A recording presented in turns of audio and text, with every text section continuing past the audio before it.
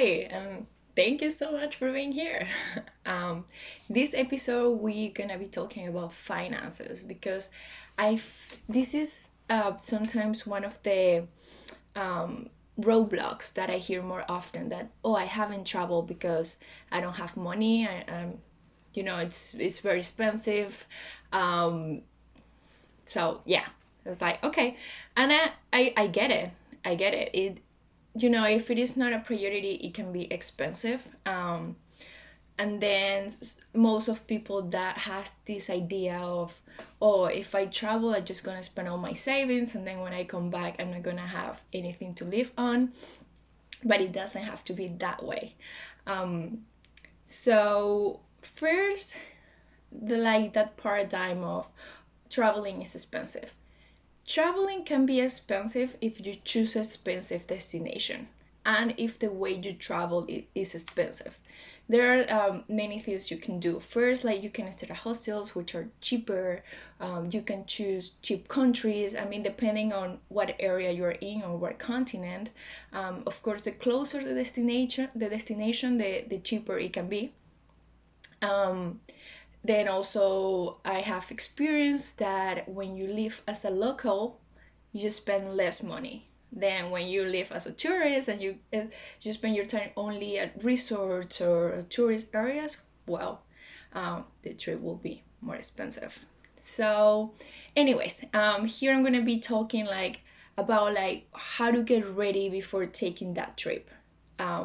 So something that really has worked for me is dividing my money. So, for example, I have 7 bank accounts, and every time I get X amount of money, I divide all my money into percentages.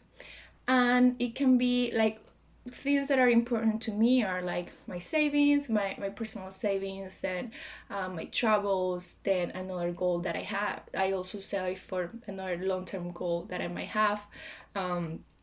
Also, education is extremely important to me, but so I also say for financial education courses or mindset courses.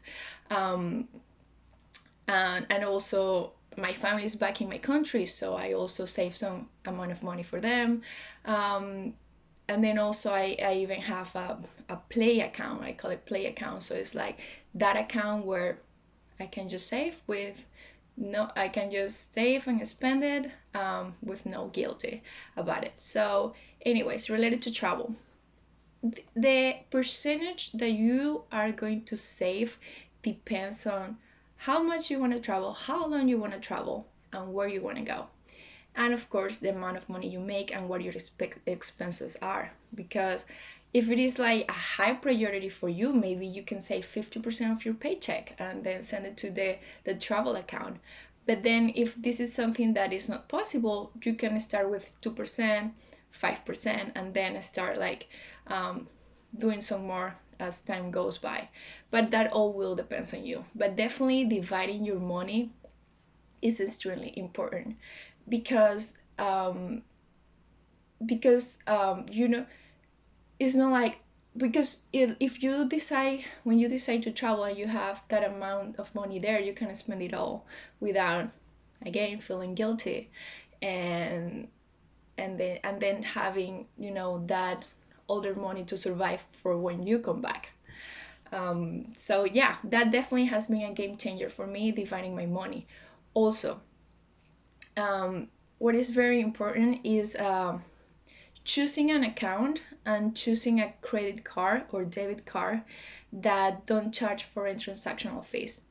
So you can look it up online. You can, type uh, best accounts that don't charge transactional fees.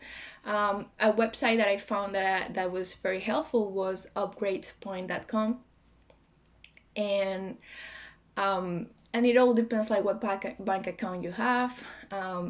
Also, depending on the bank you already have, they will give you the best choices. Me personally, I use Capital One and I use Aspiration.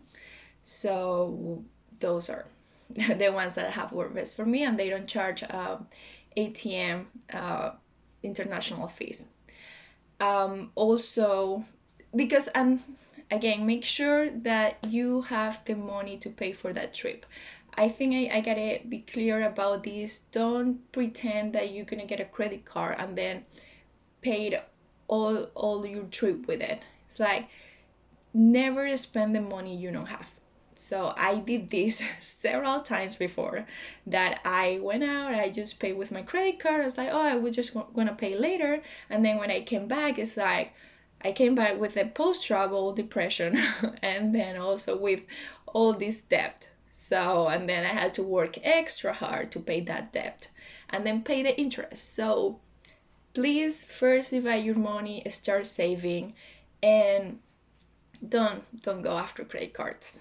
Um, Also, something, I'm gonna explain more about it later, but I think it's pretty helpful, and then also pretty helpful if you get in the habit of using them before your trip, is using the account monitoring tools, which are the ones that every time you make a transaction, they tell you, like if you log in, you logged out, like every time you withdraw money, if you go, they tell you your balance.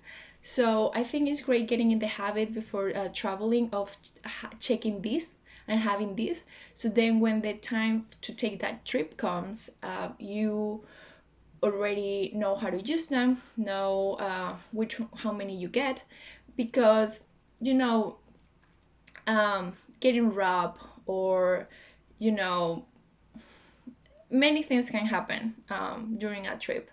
So if you have those monitoring tools, it's easier to keep control of everything that is going with your money, your accounts, and your finances.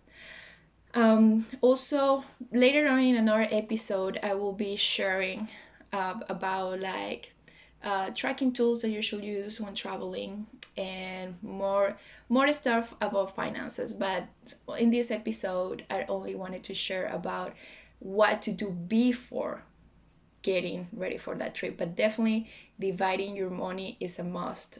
Don't I know we all save, but then we usually tend to have our savings in just one account and then go travel, and then when we come back it's like, oh, how am I going to survive now? So yeah, I hope this was helpful.